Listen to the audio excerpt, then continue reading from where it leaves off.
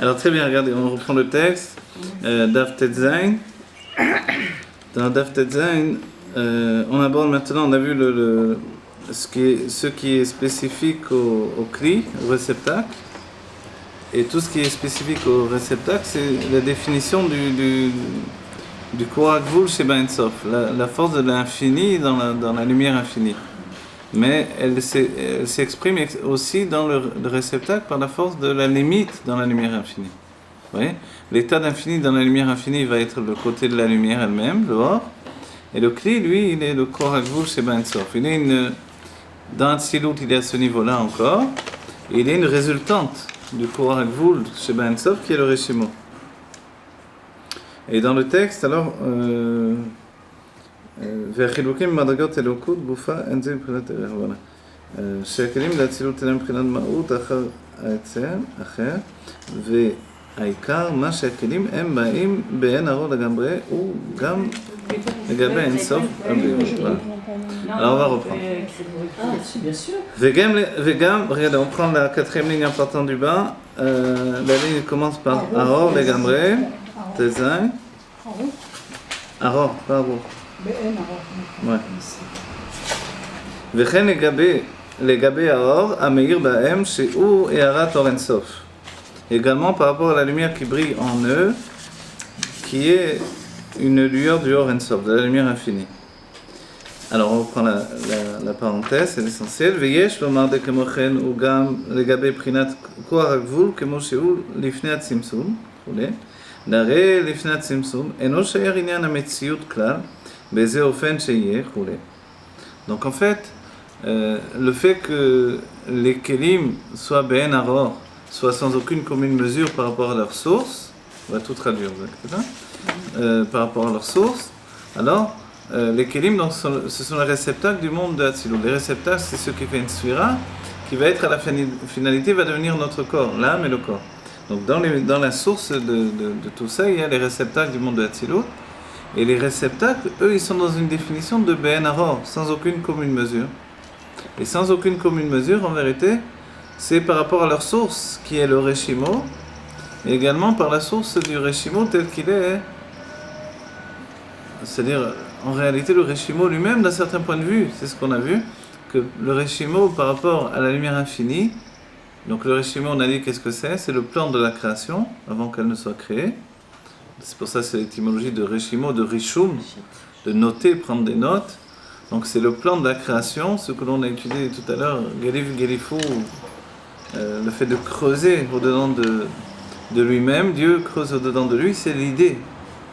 C'est l'idée, c'est l'investissement personnel vers qui se déploie vers une idée de ce qui va être, mais qui n'est pas encore. C'est le Reshimo.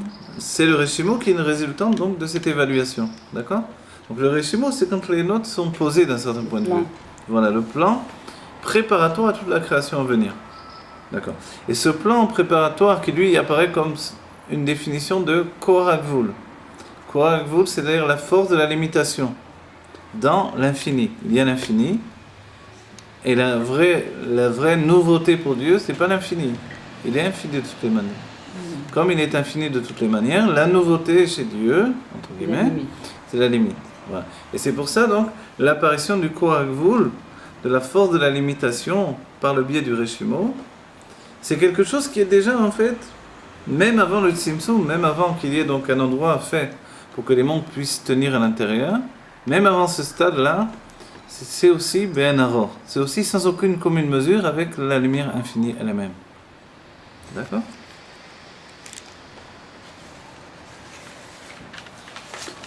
Au Kemosh, puisque le point que donne le Rabbi Rachab, il nous dit que, parce qu'avant le Tzimtzum, avant qu'il y ait un endroit fixé pour que les mondes puissent tenir à l'intérieur, en fait, on ne peut pas parler de possibilité d'existence, de possibilité de l'existence tout simplement. Il ne peut pas y avoir d'existence dans la conscience d'avant la création.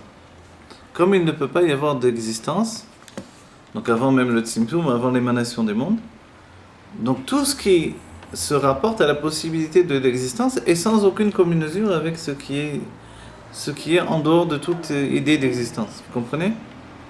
C'est-à-dire que il y a un état d'expression de Dieu. Dès que l'existence apparaît comme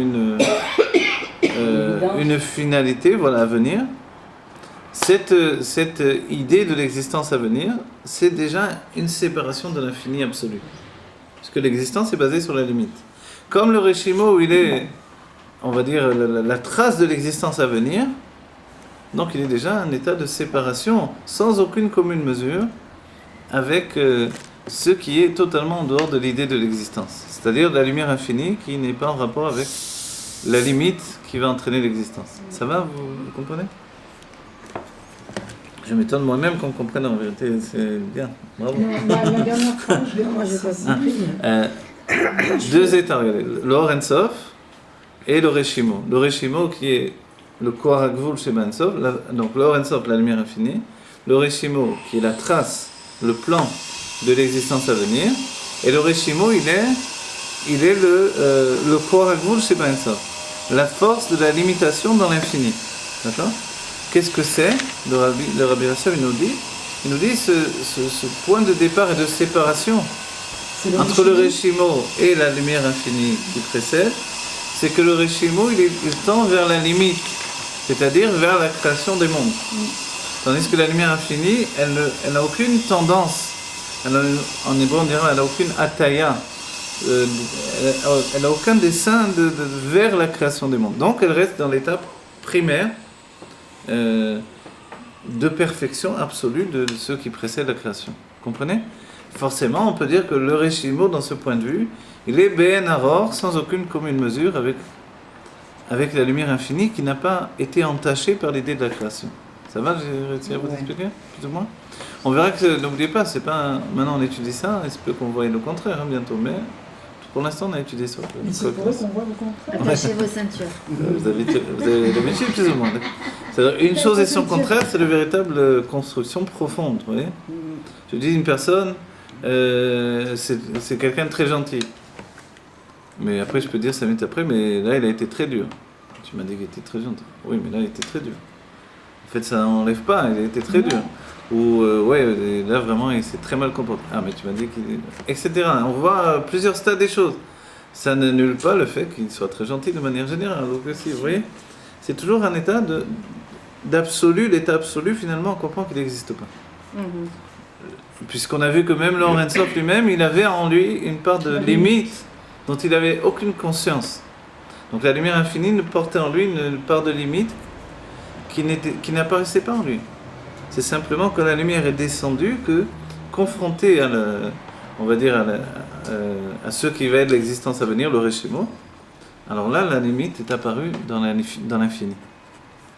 Vous voyez ? C'est-à-dire que là, on va découvrir que Pitom, le Reshimo, va avoir sa conscience d'infini. Ah voilà, que le Reshimo n'est pas aussi limité que ce qu'on peut c'est penser. ça. Parce que sinon, il ne se trouverait pas non plus dans un endroit aussi élevé spirituellement. Même si ce n'est pas géographique, mais c'est un niveau qui précède la création. Donc, on ne peut pas maintenant le dire, ah, le Reshimo, c'est déjà le monde à venir. Donc, il est déjà sans aucune commune mesure. Quoi qu'il en soit, c'est ce que l'on voit pour l'instant, d'accord ? Voilà.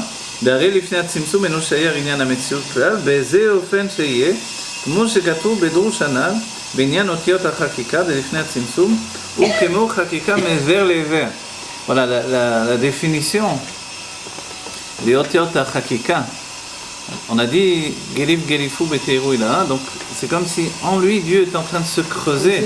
C'est l'évaluation qui n'est pas encore le Reshimo. Le Reshimo sera une résultante de cette évaluation, mais la définition c'est que c'est comme les Luchot qui étaient creusés mais vers les vers, des deux côtés.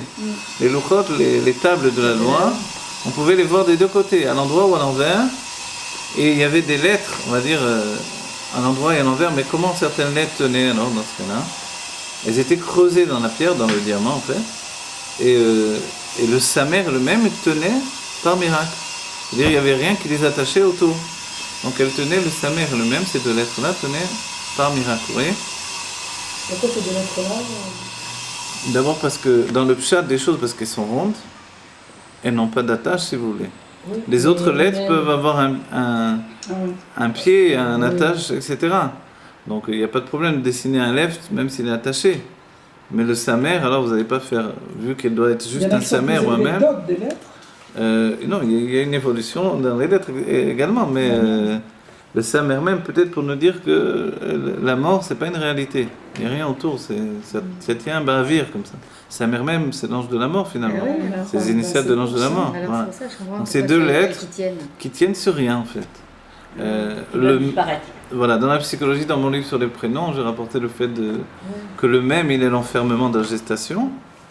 Et en fait, si on n'en sort pas, que Dieu préserve, ça devient un Samer. Et le Samer, c'est vraiment le huis clos d'un être qui s'est enfermé dans ses problèmes psychologiques et qui n'arrive pas à s'en sortir.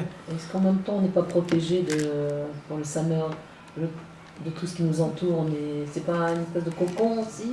Le Samer lui-même si vous voulez, mais du moment qu'on ne sort pas, qu'on n'a pas alors on est emprisonné au-dedans de nous-mêmes. C'est le cycle, ça devient la schizophrénie ou tout ce que vous voulez. C'est-à-dire les autres, c'est moi. Donc les autres en moi, qui sont les voix qui me parlent, etc., c'est que, compte tenu que j'ai une telle grande frayeur de me confronter aux autres à l'extérieur, je me confronte à ma frayeur à l'intérieur. Mais ça organise une souffrance intérieure ininterrompue, ou une fuite de la souffrance qui revient à une autre souffrance, etc. Donc c'est désigné dans la Torah par la lettre Samer qui n'a pas de sortie du tout. C'est pour ça que ce sont les initiales du Samer même, de l'ange de la mort finalement. Mais ça, justement, le fait qu'elles tiennent par miracle, sans rien autour, ça veut dire que finalement ça n'existe pas ces choses-là. Au bout du compte, voilà, il n'y a pas de véritable mort et Dieu peut nous... Voilà, c'est pas attaché aux pierres finalement. Voilà, donc il nous dit, וכמו חקיקה מעבר לעבר שהיה בלוחות הראשונות, שלא יש כלל מציאות אותיות. Voilà. Quand on dit, maintenant la Daf Yud Zayin, Rabbi Rachab il nous dit ici que quand on dit que les lettres étaient creusées d'un côté ou de l'autre dans les tables de la loi, c'est qu'en réalité, en fait, il n'y a pas d'existence de otiyot. Les lettres, c'est la pierre elle-même. Vous comprenez? On ne peut pas dire qu'il y a des lettres, c'est pas de l'encre sur le clave. C'est le vide. Voilà, les lettres, ça n'existe pas, c'est du vide, mais pourtant nous voyons des lettres. Et de là, en fait, nous dire qu'en Dieu, il y a eu une évaluation, mais qui ne laisse aucune trace ou qui n'est pas du tout l'existence. Donc, c'est une évaluation sur l'existence à venir, mais qui n'existe pas, absolument pas pour l'instant. Qu'est-ce qui est les diamants? Pardon? Vous avez parlé de diamants quand... Ah, le diamant. Les tables de la loi étaient en diamant. Ah, d'accord. Les premières, celles-là. Les premières étaient en diamant, les secondes aussi, je En fait, pense. c'est gravé, les lettres. Non, les secondes étaient en diamant aussi, puisque Moshe est devenu riche quand il a taillé lui-même les Le premier diamant. ouais, voilà. והכלים, voilà, והכלים שאין בבחינת מציאות, הרי הם באין הרור לגבי מדרגה זו, גם בעצם מהותם. Voilà. Et comme les kelim, eux, ils sont le niveau de la métio, de l'existence. C'est pas une existence que nous on entend, existence yesh. En hébreu on dira métio yesh. C'est pas l'existence ressentie, puisqu'on est dans le monde de Hatzilut, où vont apparaître les kelim. Mais l'existence, je vous ai fait de l'air dans toute la maison, l'existence, c'est le keli, le réceptacle, annonce l'existence à venir qui va devenir le corps et toutes les choses que nous connaissons dans le monde. Mais par contre, les otiyot à Chakika, parce qu'en fait, les kelim et les otiyot sont comparables à tout point de vue. Pour nous, les otiyot, les lettres de la parole, ce sont des réceptacles d'expression à part entière. Vous voyez? Donc en fait, dans les mondes divins, c'est la même définition. Qu'est-ce que peut être des réceptacles dans les mondes divins? En fait, quand on dit la parole de Dieu, c'est le réceptacle de la malchoute qui s'est exprimé. Mais Dieu, il n'a pas de bouche, il n'a pas de parole, il n'a pas de main. Alors pourquoi on nous dit tout ça, non? Parce que c'est un moyen de communiquer entre Dieu et nous, qui a été établi. La Torah, c'est Dieu, on peut dire. C'est Dieu. La Torah, voilà, c'est la pensée de Dieu. C'est pas Dieu, mais c'est la pensée de Dieu. Le Ouais. juif et Dieu, c'est... Voilà, c'est un, effectivement, oui, d'un certain point de vue, ouais. והכלים שאין בבחינת מציאות, הרי הם בעין הרור לגבי מדרגה זו, גם בעצם מהותם. Vous voyez, comme les kelim, les réceptacles sont dans un état de messiou, d'existence, c'est le but, donc ils sont vraiment dans un état sans aucune commune mesure par rapport même au niveau des otiyot à Chakika. Les lettres qui ont été creusées dans l'essence, ou on va dire plutôt dans la tzmiout, dans la présence de l'essence, on va dire, plutôt que l'essence elle-même. Aval legabe prinat hareshimo, kemousheu lachar hatzimtzum, en hakelim be'en aror be'etzem mautam, ki in beofen itavutam. Voilà. Donc en fait, les otiot hachakika ici, il est défini comme le reshimo lui-même. Bon. Quelquefois, c'est deux états différents, quelquefois, c'est un état rassemblé dans un même niveau. Si on dit que le reshimo, ce sont les otiot hachakika, les lettres qui ont été gravées, creusées par l'évaluation de Dieu au-dedans de lui-même, donc il résulte de ça le reshimo. Le reshimo, il a deux états. Avant le tzimtzum, avant que ne soit fait un endroit pour que tous les mondes puissent exister, et après le tzimtzum. Donc une fois qu'il y a ce chalal apanoui, le tzimtzum, donc ce qui va voiler la lumière divine pour laisser apparaître les mondes, le reshimo va être le premier état d'apparition. Et ce niveau d'apparition du reshimo, après le tzimtzum, alors lui véritablement il est ben aror, il est sans aucune commune mesure avec ce qui a précédé. D'accord ? C'est-à-dire que le Rabbi Rachad, d'un certain point de vue, a rétabli le reshimo dans l'idée qu'il est sans aucune commune mesure avec la lumière infinie. Il est à proximité quand même de la lumière infinie parce que les otiot hachakika, les lettres qui ont été creusées, en fait, n'ont pas d'existence. Donc elles n'ont pas de, comme les kelim, les réceptacles, n'ont pas une structure. Quand on parle d'existence, on parle de structure de dévoilement. Vous voyez ? C'est ça l'existence. Moi j'existe parce que je dévoile mon existence. Si je ne dévoilerais pas mon existence, d'un certain point de vue, je n'existerais pas. Donc en fait, de nombreuses choses continuent à exister après qu'elles aient arrêté de communiquer leur existence au monde. Mais dévoiler son existence. alors regardez, des personnes qui ont quitté ce monde matériel a priori, elles sont pourtant ici avec nous, au quotidien également. Il y a des âmes qui descendent écouter un tour de Torah comme celui-là, ou des anges. Est-ce qu'on les voit ? On ne les voit pas du tout. Rabbi Shimon et ses élèves les voyaient parce qu'ils avaient des âmes extrêmement élevées. Mais nous, on ne voit rien du tout. Et pourtant, ces enseignements sont tellement grands qu'effectivement, les anges peuvent descendre les écouter. Ou que les rabbins peuvent être avec nous également quand on étudie ces choses-là. Mais pourquoi on ne voit pas ? Parce qu'ils ne sont pas dans un état d'existence, on va dire yesh, ou connu si vous voulez. Nous on appelle l'existence yesh, c'est l'existence connue. Mais il y a des états d'existence autres. Voilà, dans le Zohar, on parle de dévoilement de tzadikim dans les ombres. Un tzadik qui se dévoile dans l'ombre de Rabbi Shimon et qui commence à lui enseigner à partir de son ombre. Bon, s'il m'arrive un truc comme ça, je deviens fou, quoi. C'est vrai, non ? Je veux dire, bon, ça y est. Imaginez mon ombre commence à me parler, je dis, ça va pas, je vais vite. Mais non, vous êtes à un autre niveau. C'est quoi le hibour Pourquoi vous voulez devenir fou? Non, mais Si pour vous vous êtes dire, un- j'imagine que ça fait craquer quelqu'un, quoi, dans la réalité où on est objectif. Parce qu'on n'a pas, la purification même du cerveau physique de ces tzadikim là. Voilà. Le réceptacle. Donc, chacun d'entre nous, on n'est pas préparé à des choses qui nous paraissent totalement en dehors des normes de la réalité. Non. Tout au moins, j'aurais très peur, on va dire. Je vais avouer, vous voyez. Même si le machin m'apparaît d'un coup, je tremble de peur. Mais en même temps, j'ai envie qu'il le fasse. Ouais. Mais j'aurais peur, c'est certain, vous voyez. Et ça, en fait, il y a d'autres niveaux d'existence. C'est-à-dire de dévoilement qui nous sont inconnus au quotidien, mais qui sont connus pourtant. Et que les tzadikim empruntent. Il y a quelquefois des oiseaux qui sont autour de nous qui ne sont pas des vrais oiseaux. Qui sont des sortes d'effluves de l'âme des tzadikim qui se représentent par des oiseaux. Il y a un chat dans la synagogue du Rav Eliaou qui était toujours Ah ouais. présent. Ouais, on m'a dit cette histoire-là. Vous Ouais. avez entendu parler. Ouais, ouais. Chez le Ravamo, il y a un coq qui Ah, s'asseyait tous les samedis matins à la prière. Incroyable. Le coq. Voilà. Donc en fait, il y a des tas de choses, c'est-à-dire des anges peuvent nous apparaître. Pour nous, cette existence-là n'est pas une existence connue, pour l'instant. Mais normalement, ça aurait dû être le cas. Je fais un faux pas, je vais tomber et j'ai l'impression qu'il y a quelqu'un qui me retient. Voilà, Je ouais. vois rien. Je dis c'est pas possible. Il y a quelqu'un qui m'a retenu, sinon c'est pas possible. J'aurais dû tomber, me casser la figure. Ouais, effectivement, des fois, il y a des C'est choses étranges qui nous arrivent. Les anges On se nous sent protègent. touché, frôlé, il n'y a personne. Qu'est-ce qui se On passait sent Voilà, ça arrive, ça présence peut de arriver quelque des fois. chose. J'ai rien, je sens rien, mais Je dis, c'est pas possible que je ne suis pas tombée, je suis sûre.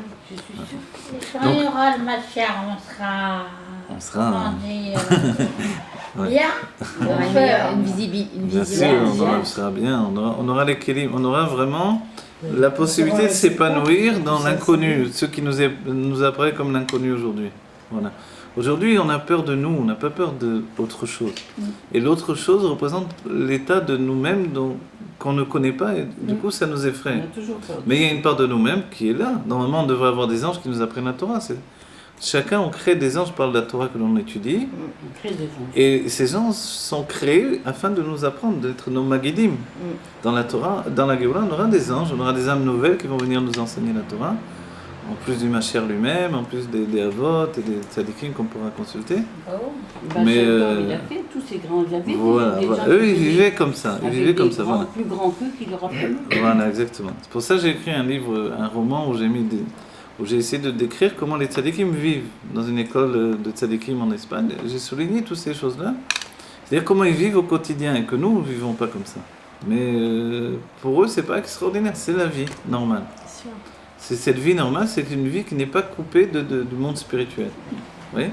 Donc nous, les moyens de communication avec ce qui nous apparaît, les goïms ils disent l'au-delà. De quoi au-delà ? Au-delà de quoi ? Au-delà de la réalité en fait, vous voyez ? Nous, on ne dit pas heureusement au-delà, ça veut rien dire, ça fait peur ce terme quand on entend, on pense aux fantômes, au truc. Il n'y a pas de... Le Olam Haïmet, on dit le monde de la vérité, ils n'appellent pas ça comme ça. Parce qu'ils sont en plein dans le monde du Sheker, et nous aussi malheureusement. Mais on doit savoir qu'il y a un monde de vérité. Il se trouve dans le Zohar, dans les livres de la Kabbalah, dans la Chassidut, et on doit y accéder. Et dès qu'on quitte le corps, on le voit ce monde de vérité. Mais la Géoula, ce sera une fusion du monde de vérité et le monde où on se trouve. Qui lui-même, il doit s'exprimer comme un monde de vérité aussi, le monde où on se trouve. Alors qu'il est appelé Alma Deshikra. Comment il doit s'exprimer comme un monde de vérité en disant bah, je suis désolé, j'ai caché Dieu pendant des siècles, mais c'était pour faire dire à Batartoni maintenant que Dieu se dévoile et c'est terminé. Vous comprenez ? Donc il a une raison ce monde où on vit. C'était faire pour Dieu une maison ici-bas. La maison est faite maintenant, ça y est. Que Dieu se dévoile, qu'il revienne au stade premier. Olam keminago noeg, le monde va d'après ses habitudes. Au départ, Dieu était dévoilé, le monde doit redevenir un monde où Dieu est dévoilé. D'accord ? Et on peut, face à face avec Dieu, on pourra discuter avec Dieu. Voilà. Pas comme on discute avec un être humain, évidemment. S'il vous plaît, Mais- ceux que ça n'intéresse pas du tout, même dans le peuple juif, il y en a qui sont Bien absolument sûr. pas. Ils Pour sont eux, c'est pas- pas un bonheur de savoir et d'étudier. C'est des mauvais élèves. Non, Ils mais ont parce horreur qu'ils... de D'accord, l'étude. je sais, mais parce qu'ils ne savent pas. Parce que Ils vont tout d'un ils n'ont coup pas été aimer. formés pour ce Ils vont tout bonheur-là. d'un coup aimer alors qu'ils Ils ont jamais vont, aimé. mais bien sûr, je vais vous dire une ils chose. vont faire partie quand même.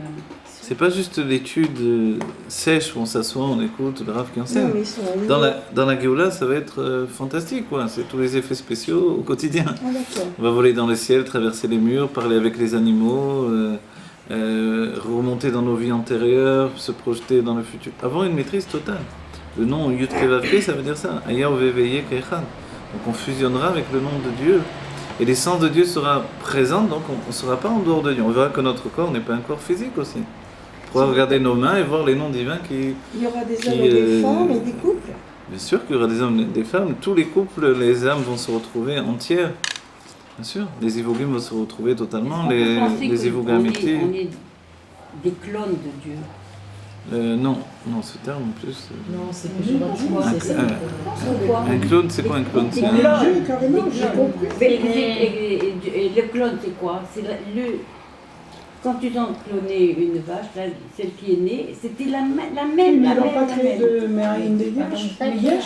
Ah non, la réponse c'est que... Mais Non, non, nous, de Yesh et Yesh. De Hein? Dieu, nous, on devient de Dieu, c'est pas des Yesh, c'est le ouais, Ham. non. Ouais. Ouais, en fait non, parce que Dieu il n'a pas de corps et pas de ressemblance du corps, vous voyez. Oui. Et le corps dans les mondes divins, c'est parce que il n'y a pas de corps là-haut, mais si vous voulez, il y a une projection vers le corps du juif. Ce qui fait qu'on parle de Mais tête, on a des un yeux, corps de... parce qu'on est ici, parce que là, on est... Non, mais voilà, on a un corps parce qu'on est là, c'est la finalité, mais on est à la ressemblance de Zeranpin dans le monde de Hatzilut, qui lui-même est à la ressemblance de Atik Yomin, non, pas d'Atik Yomin, de Adam Kadmon, qui lui-même est à la ressemblance du juif qui est monté dans la pensée de Dieu. Vous voyez? Mais Dieu lui-même, dans son essence, il n'a ni corps, ni ressemblance du corps, ni rien du tout.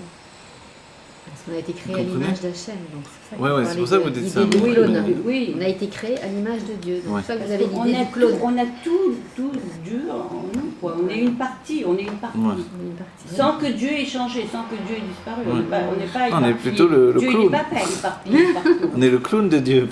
La marionnette. On fait rigoler Dieu, ça oui. Ouais, ça, C'est les marionnettes, les Qu'est-ce marionnettes que vous d'Hachem. parlez On est des guidés zivug par Hachem. amiti, Ouais. ça c'est pas amiti ce qu'on met là? Non, c'est un sujet à part entière, mais Oui. non, on doit vivre comme si notre zivug est toujours dans zivug amiti. On ne sait pas qui, quoi, comment. C'est celui qui n'a pas de Ouais. zivug. Alors, non, ça n'existe pas de par rapport à Celui qui zivug. est seul, je veux dire. Oui, mais c'est pas normal, On a il doit des trouver zivugim. son zivug. Mais quoi qu'il en soit, dans la Géoula, il n'y aura plus personne de seul. Il n'y aura plus personne de seul, tout le monde va rencontrer son zivug. Et aujourd'hui, les krates à Géoula, voilà. Bezrat Hashem, qu'on entende de bonnes nouvelles sur vous, Amen. Bezrat Hashem. Voilà, alors très bien. Maintenant, on prend, vous voyez la ligne, la quatrième ligne. Vayen mashkatu makom acher d'amitit inyan en aror. Donc toute cette définition de en aror, elle nous a, on va dire, tracassé. On a parlé de ça depuis un bon bout de temps maintenant. Donc sans aucune commune mesure, c'est pour définir finalement qu'est-ce que l'infini véritable et qu'est-ce qui ne l'est pas. Vous voyez?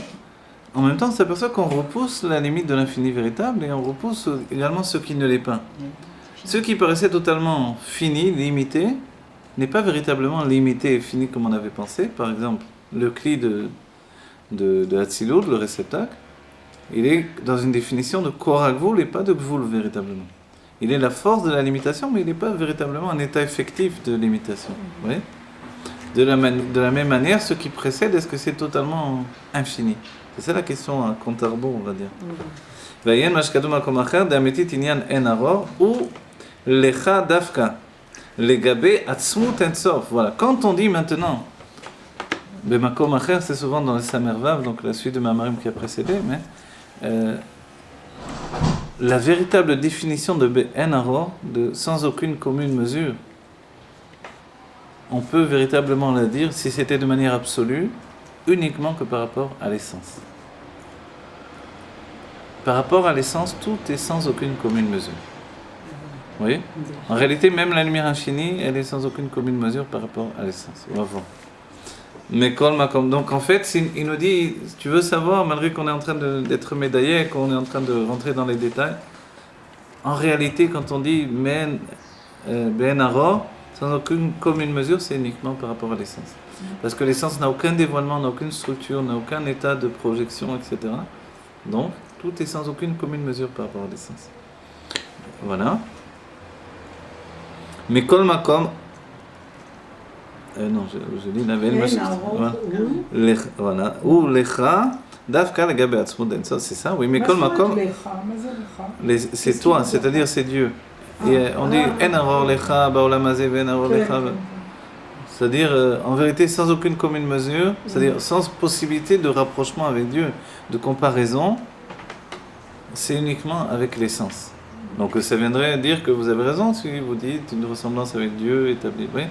On pourrait presque dire que c'est possible. Parce que Dieu il dit, moi je n'ai pas changé. Il nous a créés, il n'est pas changé. Voilà. Alors ça m'a fait penser à la vache, Ouais. à Dolly. C'était une brebis. C'est une brebis, ouais. Souvent quand on dit lecha, des fois on dit lach aussi. Ouais. Oui, Des Ouais, choses c'est- féminines chez Hachem. C'est pareil. C'est vrai? Ouais, C'est lui, c'est le lecha, c'est là. Parce qu'il est à la fois. en araméen, on utilise souvent l'art. L'araméen a une tendance féminine, un peu plus Féminine, prononcée. c'est Ouais, pour ça. ouais. On dit même malka pour dire le ménère, vous voyez? Ouais. Alors la formulation en hébreu, de toute façon, c'est pas interdit de dire l'art, même pour le masculin, dans la formulation exacte. Ouais. Mais comme makom הרי הוא גם כן בבחינת יש מאין מתנה שאין בחינת גבול שאינו ארור לגבי האור אינסוף הבלי גבול והתהוותן הוא בדרך אין ארור. On va reprendre, on se dit qu'est-ce qui se passe là? Alors il y a une parenthèse, vous l'avez la parenthèse? Donc on est après la parenthèse. Oui. Mais simplement, avant il y a encore une parenthèse aussi, vous voyez, qui ferme. On a deux parenthèses qui ferment, et où est-ce qu'elle est ouverte, la parenthèse? Vous avez compris ma question là? Vous voyez, le Mekol Makom que l'on commence là, 1, 2, 3, 4, 5e ligne, c'est ça? Oui. Il vient après une parenthèse. Oui. Quelle parenthèse? C'est vrai. Elle a une, On ne la voit pas tout de suite, la parenthèse qui elle est est très crevée, bien. je crois. Vous voyez le sens de la parenthèse qui est au-dessus, c'est Ah, une c'est parenthèse vrai. qui ferme. Et c'est là aussi, c'est une parenthèse qui ferme. Ça veut dire qu'il y avait deux parenthèses l'une au-dedans de l'autre. C'est ça, voilà. Donc on est en train, avec le même makom, Mekol Makom, de continuer ce qu'il y avait avant la parenthèse. Mais c'est pas la parenthèse qui est là. Donc on doit remonter en arrière pour retrouver. Yesh lomar, Voilà, alors, ouais. voilà. La parenthèse, elle a commencé dans Veyesh, Lomar de Kamochenu. Et ça, c'est la parenthèse qui est dans la parenthèse en réalité. Voilà. Parce qu'il y a deux parenthèses. Il y en a une qui ferme à un moment et il y en a une autre qui ferme après. Vous voyez? Ça veut dire qu'il y en avait une au-dedans de l'autre.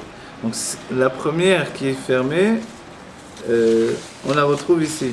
Donc la deuxième, il y en a une autre ici. Donc voilà. Alors regardez où on remonte. Regardez jusqu'où on remonte. Daf Tetzain, la ligne elle commence Mamash de Al-Shemze Nikra Atzilut. Regardez, il y avait un point avant. Velken im yotam elokut. Mamash de Al-Shemze Nikra Atzilut. Mekol makom. Areem ganken prinat yeshmian. Vous voyez? Vous vous rendez compte? Alors regardez. Vous avez, d'accord, une parenthèse, il faut qu'elle commence et qu'elle termine. Compte tenu qu'on a deux parenthèses qui se ferment l'une en dessous de l'autre, la deuxième, elle est une plus grande parenthèse, d'accord? Et elle avait une parenthèse auparavant qui s'est ouverte et fermée au-dedans d'elle-même. On peut mettre une parenthèse dans une parenthèse, d'accord? Donc celle qui est au-dessus, on va lui retrouver une ouverture. L'ouverture, c'est ici, Veyesh Lomar. Vous voyez? Yesh Lomar, ça c'est la parenthèse qui est dans la parenthèse. Alors, Daf Tetzain, 1, 2, troisième ligne en partant du bas. Vous voyez? Veyesh Lomar de Kamochen. Ça, c'est la parenthèse qui va se fermer précédemment. La parenthèse que l'on vient de fermer nous, donc, elle doit être encore plus haut. Voilà. Alors, quand je remonte encore plus haut, je vois qu'il y a une parenthèse qui s'ouvre et se ferme. Ve'achilukim, c'est ça? Oui, mais celle-là, elle s'ouvre et se ferme. Elle est fermée, d'accord. Donc, Oui, celle-là, elle est fermée. elle est encore une parenthèse à part des autres. Ah, c'est ça, oui. voilà. Alors, je remonte encore plus haut et je trouve l'ouverture d'une parenthèse. Makom acher, mais voir des yesh lomar, chez le prenat. Voilà. Ça y est. Donc, je dois remonter avant cette parenthèse-là. Et là, je vois qu'il y a un point juste avant. Donc, on va prendre juste avant le point. Regardez. D'accord? La ligne elle commence Kinyan nefilat haotiyot, shel yedei hakat or yashar ve'or chozer kanal. Ve'al ken im yotam elokut mamash, de Hashem ze nikra atzilut. C'est bon? Maintenant, je saute tout ça et je reviens. Vous avez suivi ça, vous avez? C'est une petite gymnastique. Et je reviens d'Af Yud Zayin et je continue. Alors, je vous traduis peut-être, excusez-moi.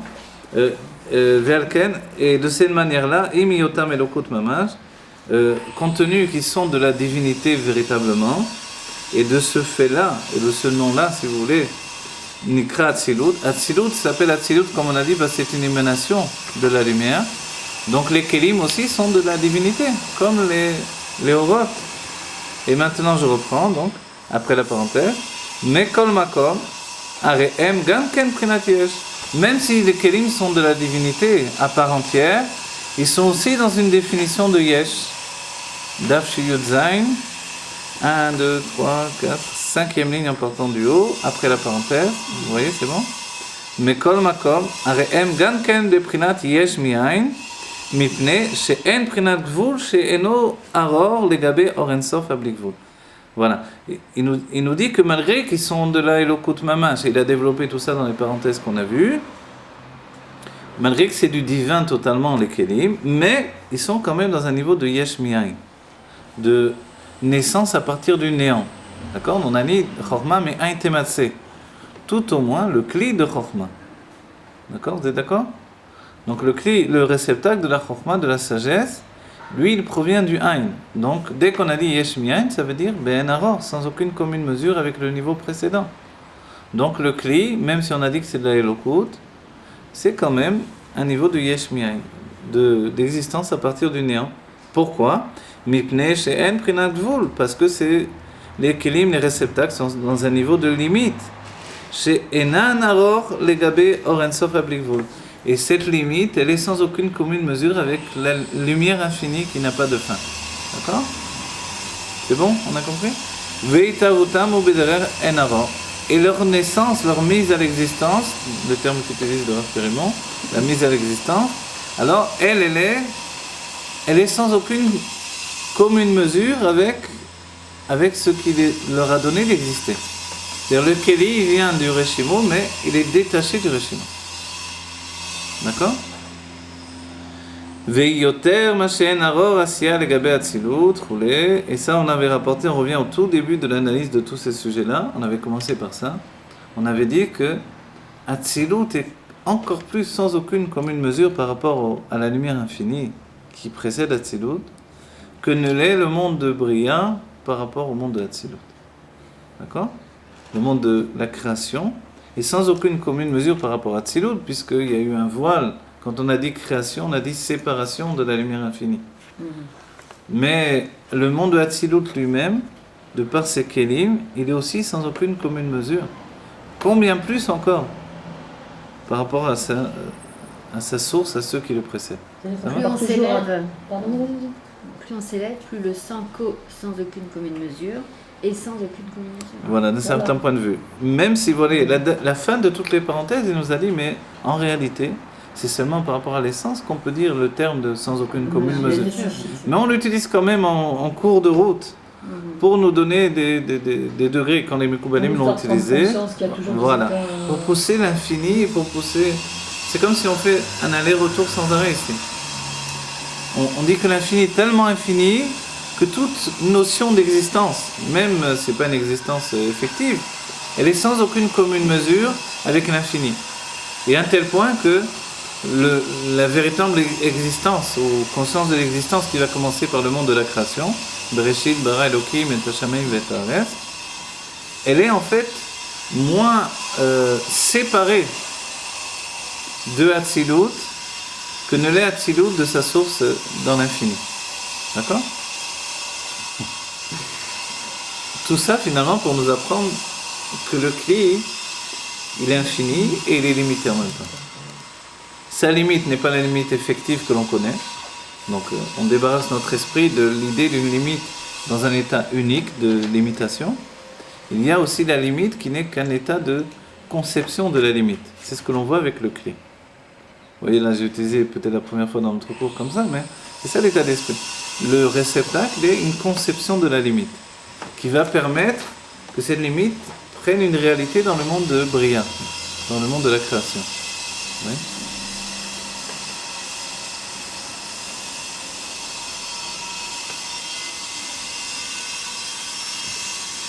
Voilà, alors il nous continue dans l'état d'esprit. Derrière Kelim d'Atzilut Nasim Naran Lebia.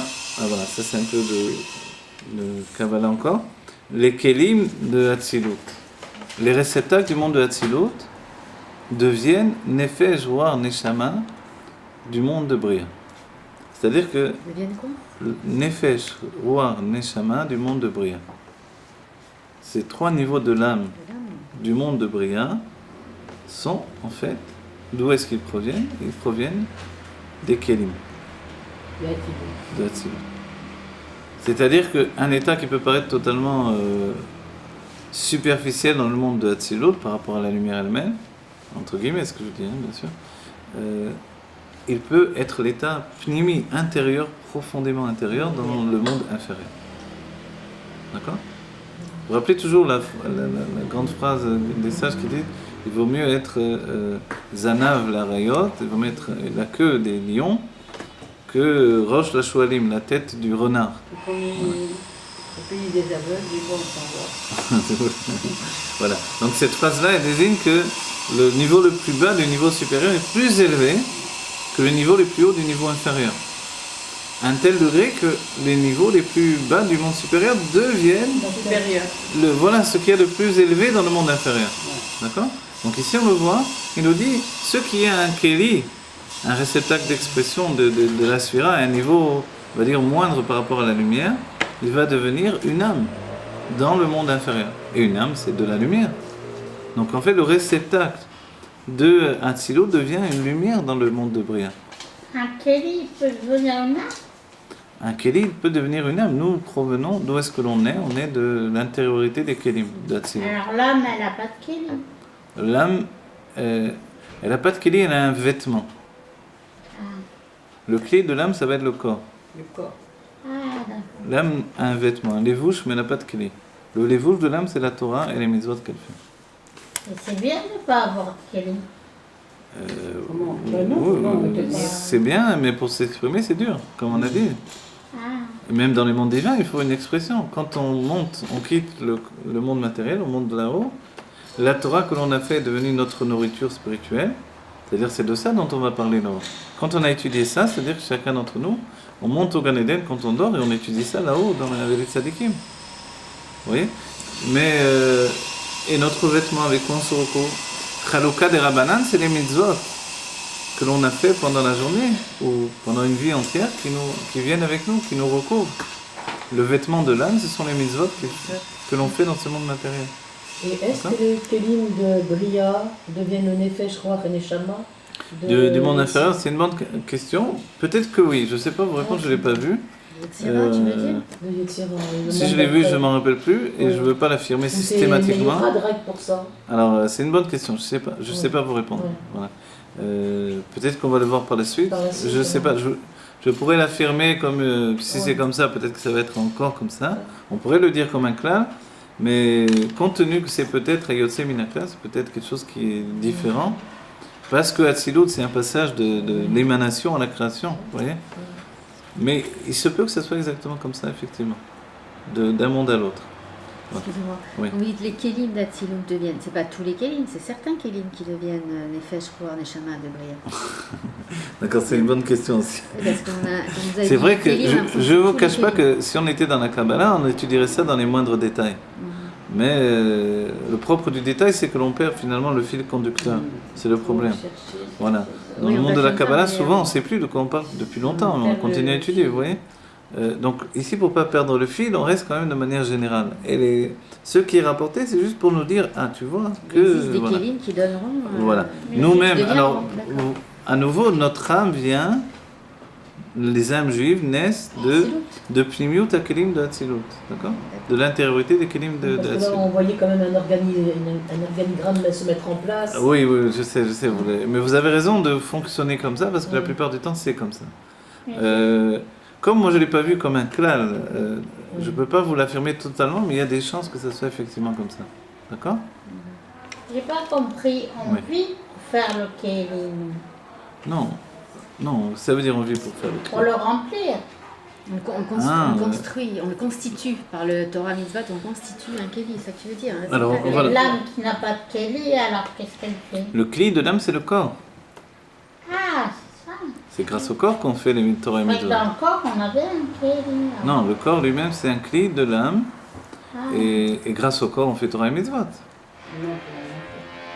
Ouais, sinon, comment on fonctionnerait? Donc finalement, le cli, c'est un moyen d'expression. Ah. Ça va? Oui? Oui, Oui? je suis parti un peu ailleurs. Ouais, je vois. C'est intéressant. Ça va. J'ai en voyage, hein. C'est du matériel ici. וכל מה שניתן בביאה, הכל הוא מבחינת הכלים לאצילות, דיו וגרמואי חל לברוך וכולי, מבחינת יו הוא למעלה מגדר הנבראים. Voilà. Il dit, mais tout ce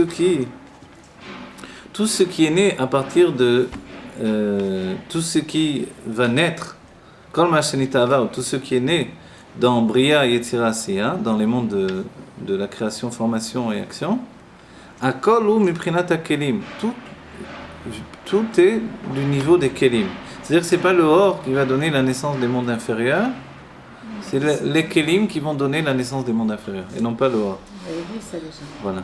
Oui, parce que ça vient après le cadre, c'est ça? C'est parce pareil, que c'est vient- Ça vient après le cave, après le vêtement sur le cave, et ça vient après la parsa, la séparation qui se trouve entre le Vilon, la parsa, entre Hatzilut et les mondes de Bria et Yetzira Asiya. Alors ça, c'est un dialogue La parsa, c'est comme un dialogue, effectivement. Ouais. entre eux. Entre Hatzilut et Bria. C'est quoi Un dialogue, c'est un bond. Un bon, des ouais. bons. C'est-à-dire qu'il y a des niveaux où, afin qu'il y ait un détachement de l'état précédent, on ne peut plus faire comme si on marchait. La marche, c'est une progression, donc c'est aussi une émanation de la lumière. Pour qu'il y ait une création, il a fallu un dialogue. Ah bon. Voilà, un bond qui fait que le niveau actuel est totalement séparé du niveau précédent. Nous c'est aussi, dans autre notre chose. évolution, Alors c'est quoi le dilouk justement Dans l'évolution, maintenant de la c'est- Géoula qui a un rapport direct avec la Géoula? C'est quoi le dilouk qu'on le doit dilouk faire? de la Géoula. C'est quoi? On ne doit pas les mettre rentrer dans chaque... Je me demande si finalement, au bout du compte, pour la première fois, on ne doit pas accéder à un niveau supérieur sans dilouk. Vous voyez? C'est une question que je me pose. Sans dilouk, alors Ouais. pourquoi il parlerait de dilouk dans ce cas-là? Parce que le dilouk, il fait toujours un état de Ain, Msaï, entre deux niveaux. Il y a toujours un état de néant entre deux niveaux. C'est-à-dire la sortie d'Égypte, elle était dans un dilouk. C'est ça, le saut. Aujourd'hui, il semblerait, le fait même que l'on éternise cette galoute un peu trop longtemps, que s'il n'y a pas de dilouk, c'est que le dilouk a déjà été fait à un moment ou à un autre. C'est pour ça que l'on dit que la sortie d'Égypte a été le dilouk en question. Donc le point de différence qui va causer le Ben Aror entre les deux. Mais aujourd'hui, justement, il faut qu'il y ait une proximité pour entraîner le monde avec nous. Voilà, ce qu'il faudrait, j'ai l'impression maintenant, je ne sais pas jusqu'où je peux aller dans cet état d'esprit, mais il semblerait que ce soit plutôt comme ça. Et ça justifierait le temps que ça prenne pour apporter la Géoula. C'est que, compte tenu qu'on ne peut pas se séparer du monde par un dialogue pour être dans la Géoula, mais qu'on doit entraîner le monde avec nous, donc forcément, c'est justement le contraire de l'idée du dialogue a priori. Mais pourquoi le dilouk, c'est le fait de se séparer du Le monde? dialogue est toujours dans un état de séparation, effectivement. C'est parce que vous sautez, donc vous sautez. Alors vous vous séparez du niveau précédent. Voilà, la sortie d'Égypte est comparée à un diloug. C'est-à-dire on est passé dans les mochines de Gadlou directement, la grandeur d'esprit qui est une Géoula directement, sans avoir construit l'état intermédiaire. À l'heure actuelle, Mais on est attendez, encore à ce sortir. stade de dilouk. Non, à l'heure actuelle, on fonctionne sur le diloug précédent, qui va nous donner la possibilité d'accéder à la Géoula. C'est pour ça la Géoula d'Égypte, elle est la première, et qui actionne tout le système. Donc aujourd'hui, finalement, il se peut que justement, comme il n'y a pas de diloug, ça prenne tellement de temps. S'il y avait un diloug, 2 secondes, Dieu il le fait, c'est pas difficile. Je peux comprendre peut-être un peu. Alors, Je ne sais pas si c'est... non, dis. Mais le fait de sortir de ces Meitzarim, ça se fait par des dilougim. Oui, dans un certain point, Ça vous, se fait vous pas. avez raison. Mais peut-être qu'il faut accéder à ça d'une manière différente à la fin de tout. Ouais. Parce que le dialogue, il se sépare, c'est obligé. Il n'y a pas d'autre... On se sépare du niveau précédent. Donc, si Oui, on mais sort de justement, Meitzarim, on peut d'accord, prendre si part. humainement on a besoin de faire un dialogue et qu'on doit entraîner le monde avec nous, on risque à nouveau d'être en séparation par rapport au monde où l'on se trouve. Et en séparation avec notre corps. En fait, le dialogue que l'on connaît, nous, jusqu'à présent, c'est le dialogue de l'âme. Maintenant, pour qu'il y ait un dialogue dans le corps, il faut que le corps, non pas se sépare de lui-même, mais qu'il rentre en lui-même. Vous voyez ? Qu'il découvre ce qui est en lui, en fait. C'est une sorte de dialogue inversé, vous voyez ? Ben, ça aussi, c'est un diloug. D'un certain point de vue, vous avez raison, mais c'est pas le dialogue habituel qui fait qu'on se sépare de l'état où l'on Il y a se une trouve. coupure, il y a une coupure. Le dialogue, c'est un saut, vous voyez ? Et dès qu'on saute, forcément, on quitte l'endroit où on se trouvait auparavant. Sans avoir aucune attache avec. Voilà. Ben, c'est très bien, c'est-à-dire on fait les sauts à l'inverse, on se sépare des dévoilements pour arriver à Exactement, l'essence. exactement. C'est Vous avez ça. trouvé effectivement. Comment on fait pour y arriver? De toute façon, j'ai l'impression, je vais vous dire une chose, j'ai l'impression qu'on y arrive de toutes les manières. Qu'est-ce qui va provoquer l'état de conscience nécessaire à un moment? Ça, c'est vrai que l'étude, elle nous prédestine à tout ça, elle actionne les choses. Mais entre l'étude et la réalité, il y a encore quelque chose qui... Vous voyez, ce blocage humain qui fait qu'après l'étude, on redevient la réalité. Alors ça, c'est encore ce blocage qui fait la différence entre un tzaddik et un homme d'un niveau Lui, il inférieur. reste toujours Voilà. au stade. Voilà, le tzaddik, lui, est toujours dans l'état d'exaltation divine. Mais nous, non, on s'exalte divinement à un certain degré, puis on revient à notre vie, notre petitesse. Tous les voilà, jours. voilà. Tous les jours. On peut Et- dire que le dilouk, c'est le Mashiach. Oui, le dialogue, c'est le Mashiach. Le Mashiach, il est lui-même le dialogue en question. Effectivement. Ouais.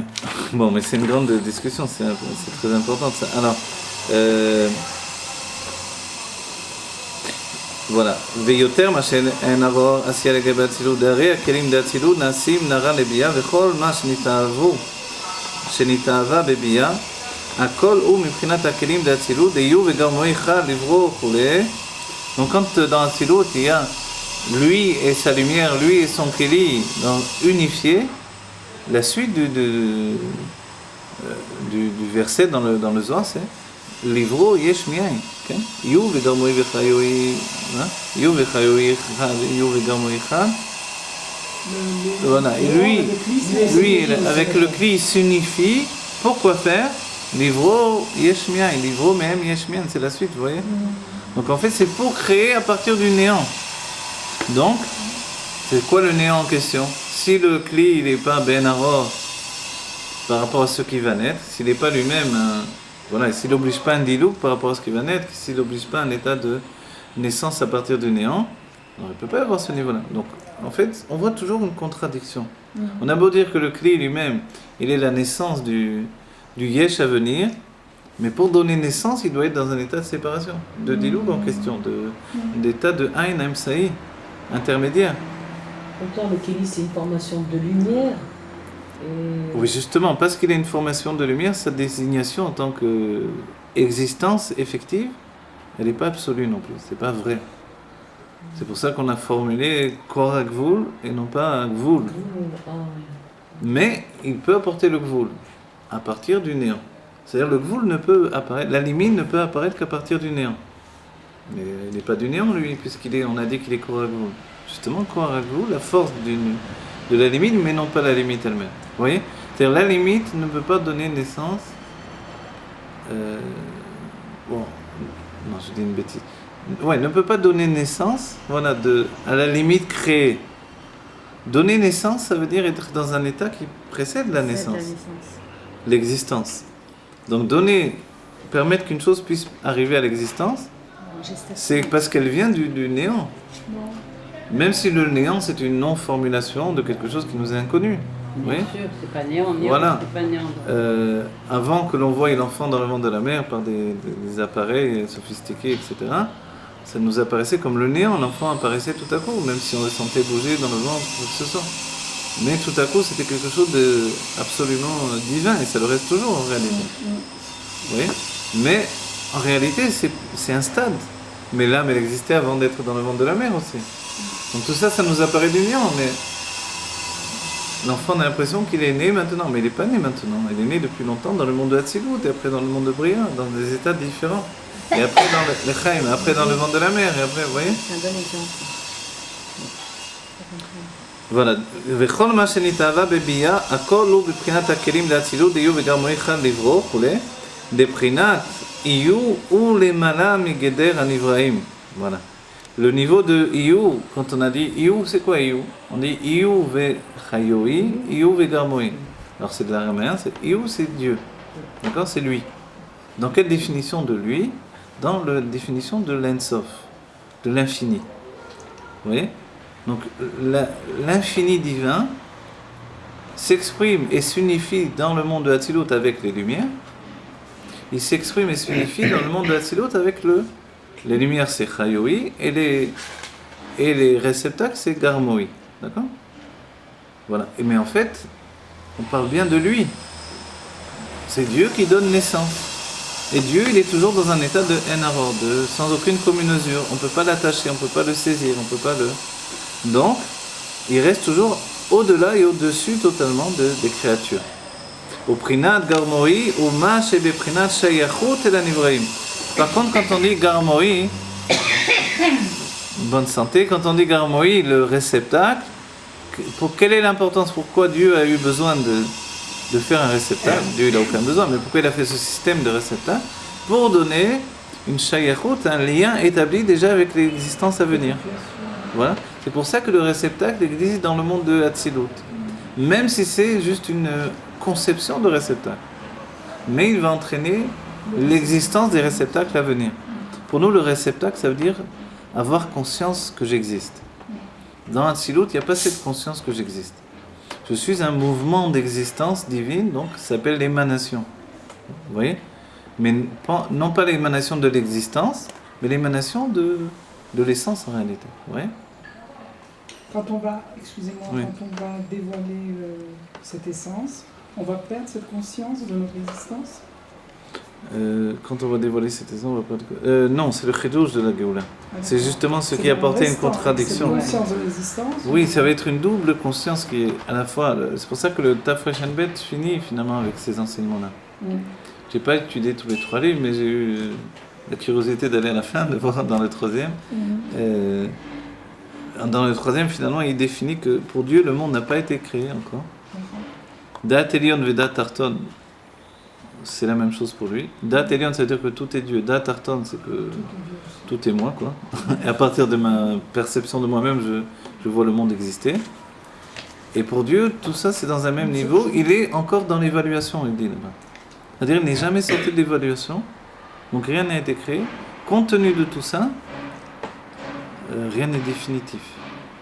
Compte tenu de tout ça, en fait, on peut toujours influer sur la volonté de Dieu de faire que la Géoula soit immédiate. Vous comprenez? C'est-à-dire que si Dieu était déjà après la création, comme le Gaon de Vilna a pu le penser quand il a dit que le Tzimtzum était Kepshuto, que Dieu s'était vraiment retiré, donc dans ce cas-là, on ne pouvait pas influencer Dieu pour qu'il amène la Géoula tout de suite. Elle arrivera en son temps et c'est tout. Ou jamais. Non, en son temps, on est dans le 7e millénaire, oui. Non, tout le monde est d'accord sur ça. Il y a aucun... Si c'est retiré du cadre. Non, même dans cet état d'esprit, il y a des choses sont ordonnées, donc à un moment la Géoula viendra, et voilà. Après, c'est pour ça qu'on pouvait même penser que, le Rambam a pu penser que l'idée était que Dieu se dévoile à nous en tant qu'âme et non pas en tant que corps, vous voyez. Mais en réalité, dès le moment où on a établi que non, Dieu est voilé, mais il est toujours présent. Et la finalité, c'est que pour lui, le monde n'est pas encore créé. Tout est encore en évaluation. Dans ce cas-là, si moi je peux interférer sur cette évaluation, je peux très bien donner la nouvelle évaluation, que la Géoula soit immédiate. Parce que chez Dieu, ça existe aussi. Mais évaluation, ça veut dire tout est en possibilité. Voilà. Tout est en possibilité, la Géoula, comme l'exil qui se continue encore un jour. Rien n'est figé, exactement. Tout est ouvert. Voilà, tout est toujours dans un état de relation absolue entre nous et Dieu.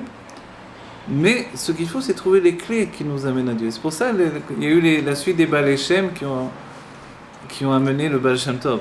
Le Shem, c'est des clés des noms divins qui ouvrent les portes pour que l'on puisse accéder. Et la dernière clé qui restait, c'était celle qu'avait l'ange de la destruction. Et le Baal Shem Tov l'a fait venir dans le monde, et les termes utilisés, il a obligé l'ange de la destruction à cracher cette clé-là. Comme ça, il écrit. Et alors, il est devenu le Baal Shem Tov. Il avait la clé de la Géoula, finalement. Vous voyez? Donc, en fait, on la possède désormais.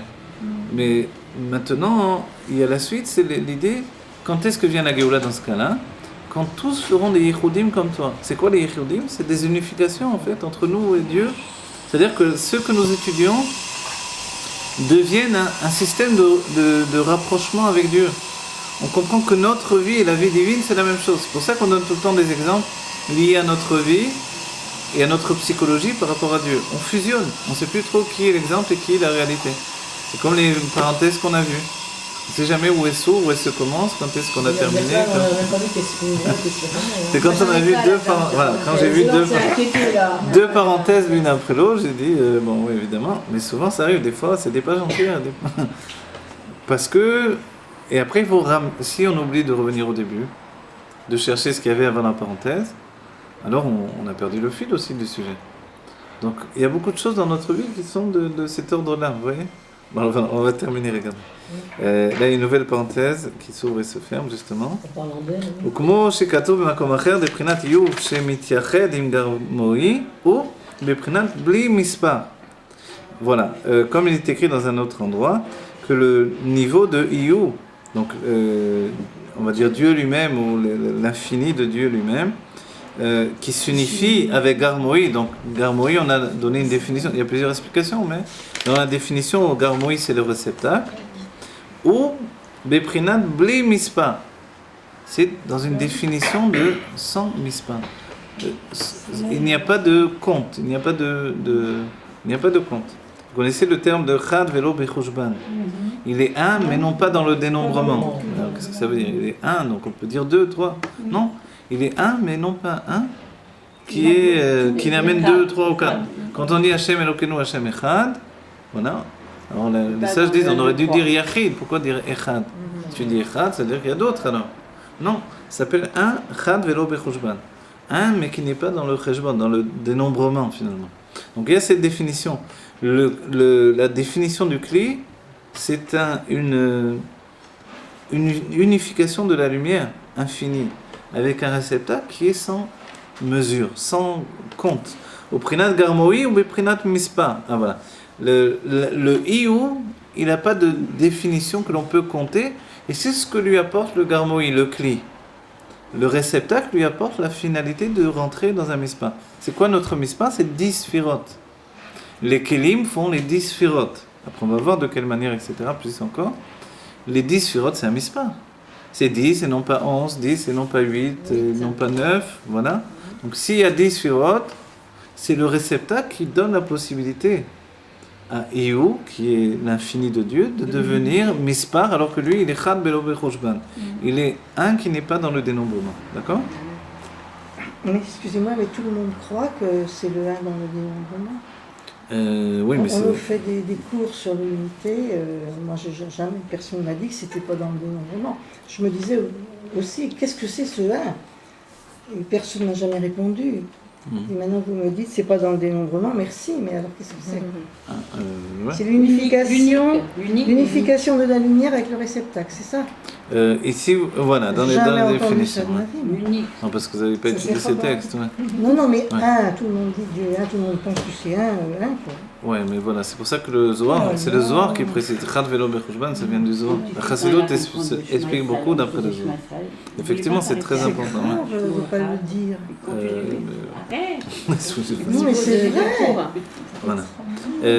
Vegam, alors regardez, on finit comme ça, on fait le kitso. Vegam et Arat Prinat. C'est beau, ce que vous avez s'appelle une Nitpalut. Nitpalut, ça fait grandir l'âme, donc c'est très bien. Vegam et Arat Prinat Iyu Shalede Garmoui. מבואר שם, דיש לומר שהוא בבחינת מספר, שזהו עניין שיעור קומה של יוצר בראשית. Voilà. Il dit maintenant le fait de Iou, donc on a dit l'infini de Dieu, Shalédé Garmoï, qui s'exprime maintenant par le biais du réceptacle, il est rapporté là-bas, qu'il y a lieu de dire, c'est où dans un niveau de mispa, justement de mispa de dénombrement, et ça, qu'est-ce que c'est? C'est justement la mesure, le shiur koma, c'est-à-dire comme la taille qui est donnée au Yotzer Bereshit, à celui qui va former le commencement de l'existence. C'est-à-dire que l'existence va être comptée dans 7 jours. Ça, c'est un mispar, c'est un dénombrement, c'est une définition. 7 jours et non pas 8 jours. Le 8, ça va être un autre chiffre qui va être important. La notion de temps commence à... Voilà, la notion de temps, elle va se définir à partir de la possibilité que donne le réceptacle de donner un chiffre à ceux qui dépassent le chiffre. Donc lui, il est intermédiaire pour la définition. Le réceptacle vient donner une définition à une lumière illimitée. C'est dans ce fait-là qu'il est à une étape extrêmement importante et voire essentielle. Voilà, après la parenthèse, Aré sheyesh lahem eze erer, aval akelim. Ah ouais, attendez, on revient avant la parenthèse, sinon on ne va pas comprendre ce qu'il nous dit. Des prinat iou ou les malam egeder anivraim. Je reviens en arrière avant la parenthèse. Le niveau de iou, donc le niveau de Dieu exprimé par sa lumière infinie, il est au-dessus de la limitation des créatures. Au Prinat Garmoï, ou Mashebe Prinat Shayachut et la Nevraim. Et le Kli, lui, le Garmoï, qui est exprimé ici comme le Kli, le réceptacle, il est justement dans une définition de relation avec les créatures. On saute la parenthèse. Arrêt. Sheyesh lahem eze erer. Alors dans ce cas-là, il y a une proximité. Finalement, on voit qu'il y a une proximité. Aval akelim de Atzilul legabe orensof, en ba'en erer legambre. Mais les kelim, les réceptacles de Hatzilut, c'est-à-dire qu'est-ce qu'il y a un RR? C'est finalement les créatures par rapport aux réceptacles. Mais les réceptacles de Hatzilut par rapport au Ensof, alors, vous voyez ici, au Or Ensof, à la lumière infinie, En Ben Aror les Gambré. Ils sont totalement sans aucune commune mesure. D'accord? On va faire le kitsur, on va préciser ce qu'il vient de dire. Et bien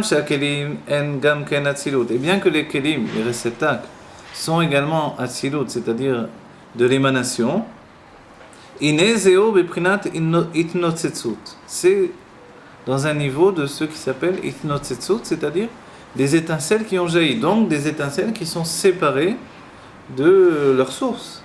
Comme le Kéli qui vient du Réchimo, qui est séparé du Réchimo pourtant. Qui ne sait même pas que c'est le Réchimo qui l'a enfanté. Voilà, la parenthèse est dit Ayen Drush Shitat Aramar, Perek Gimel, ou Kemo Anitzot Sheu Oto Amaout Venivdal. Comme le Nitzot qui est de la même nature, mais qui pourtant est séparé. Velachen Gabe Mekoram Be'ak, et de cette manière, et pour cela, par rapport à la source dans Adam Kanmod, vous vous rappelez la volonté générale de toute la création, Veotiot Areshimo, et les lettres du Reshimo, Achar Tzimtzum, après le Tzimtzum, donc on a dit il y a une différence des lettres du Reshimo après le Tzimtzum et avant le Tzimtzum, et no Beprinat Shinu Yamaout. Ce n'est pas dans un niveau de transformation de la nature profonde. Velegabe Or Ensof Ablikvul, et par rapport à la lumière infinie. Vegam Legabe Areshimo Lifne Atzimtzum, également par rapport au Reshimo avant le Tzimtzum, Areem Be'en Aro. Alors, les Kelim sont Be'en Aro, sans aucune commune mesure, Ve'yoter Ma'she'en Aro. D'accord? Bon, on ne s'est pas attardé sur le Kitur parce que c'est une révision en soi, on pourrait l'étudier à part entière, mais c'est une révision de tout ce qu'on a vu auparavant. D'accord? Donc en fait, on a vu une situation, on va dire, paradoxale. Le Kli est une définition de la limite qui va entraîner l'existence. Donc il est sans aucune commune mesure avec ce qui a précédé. Voilà. Mais il n'est pas porteur d'une limite absolue non plus. Parce qu'autrement, ça serait dire qu'il y a de la limite dans Hatzilut. Et le Chidush de Hatzilut, c'est qu'il est aussi à la fois un monde et à la fois l'émanation. Et l'émanation, c'est toute la projection d'une lumière inchangée. Elle n'a pas changé, elle a juste émané d'une source divine. Donc en fait, on a cette situation d'intermédiaire. Et l'intermédiaire, c'est la possibilité de donner naissance à l'existence depuis le monde de Hatzilut. Et ça, c'est grâce au réceptacle. Et le réceptacle, donc, il porte en lui l'existence à venir, mais c'est juste une possibilité de l'existence. Et pourtant, ça va tout changer. Vous voyez, le Chidush, finalement, dans Hatzilut, dans ce point de vue, c'est beaucoup plus le Kli que le Or. Voilà, qu'on ait la Géoula Mitzvah Shlema, très